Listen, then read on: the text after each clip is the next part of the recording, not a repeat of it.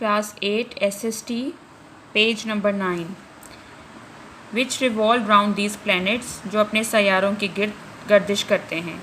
The moon has no light of its own. चाँद की अपनी रोशनी नहीं होती. It receives its light from the sun. ये सूरज से अपनी रोशनी हासिल करता है. The moon is moving round the earth. चाँद ज़मीन के गिर्द चक्कर लगाता है. So only that part of it is visible. इसलिए उसका सिर्फ वही हिस्सा नज़र आता है to sight which gets light from the sun, जो सूरज से रोशनी लेता है.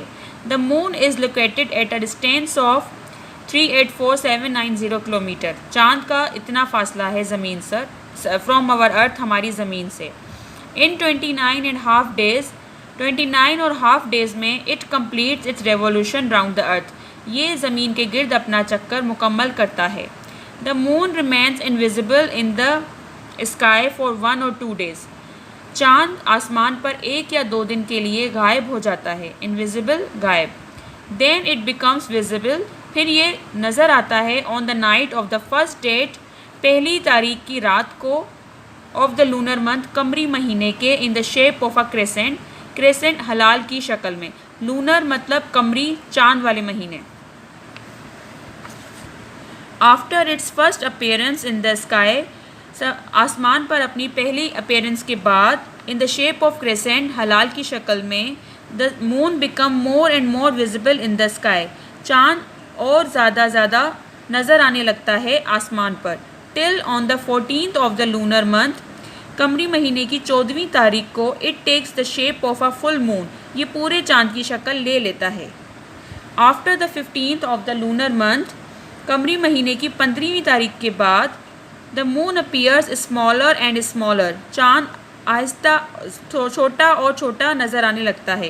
टिल ऑन द 27th, 27वीं तारीख तक, इट नियरली डिसअपीयर, ये तकरीबन गायब हो जाता है और बी विजिबल, नज़र आने से.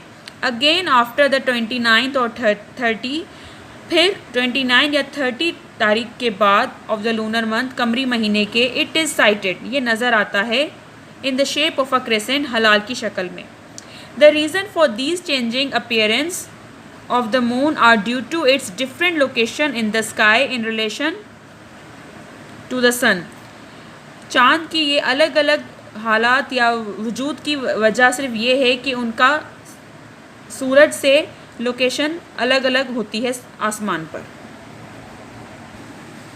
पेज नंबर 10, लूनर इक्लिप्स, चाँद ग्रहण. इन दिस फिगर, इस तस्वीर में, the earth has come between the sun and the moon, ज़मीन सूरज और चाँद के दरमियान आ गई है. In this figure, here is the sun and here is the earth, and you can see the moon comes between them.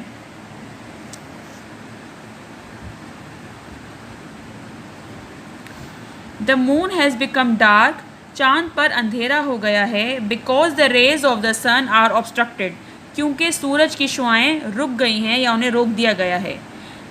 This happens when the earth rotating on its axis, ये तब होता है जब ज़मीन अपने मदार में चक्कर लगाती है, comes between the sun and the moon, और सूरज और चाँद के दरमियान आ जाती है. The moon does not look clear, तो चाँद साफ नज़र नहीं आता. We call this situation, हम इस हालत को कहते हैं lunar eclipse, चाँद ग्रहण. Solar eclipse, सूरज ग्रहण. In this figure, इस फिगर में, the moon is between the earth and the sun, चाँद ज़मीन और सूरज के दरमियान आ गया है. The rays of the sun do not reach the earth, सूरज की शुआएं ज़मीन पर नहीं पहुंच सकती, due to the position of the moon, चाँद की हालात की वजह से.